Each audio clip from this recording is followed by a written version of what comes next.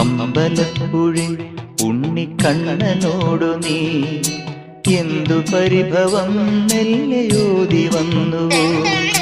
കൽവിളക്കുകൾ പാതി മിന്നി നിൽക്കവേ എന്തു നൽകുവാൻ എന്നെ കാത്തു നിന്നു നീ. തൃപ്രസാദവും മൗന ചുംബനങ്ങളും പങ്കുവയ്ക്കുവാനോടി വന്നതാണു ഞാൻ.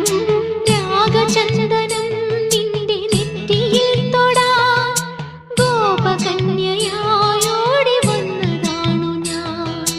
അമ്പലപ്പുഴി ഉണ്ണിക്കണ്ണനോടു നീ എന്തു പരിഭവം മെല്ലയോതി വന്നു.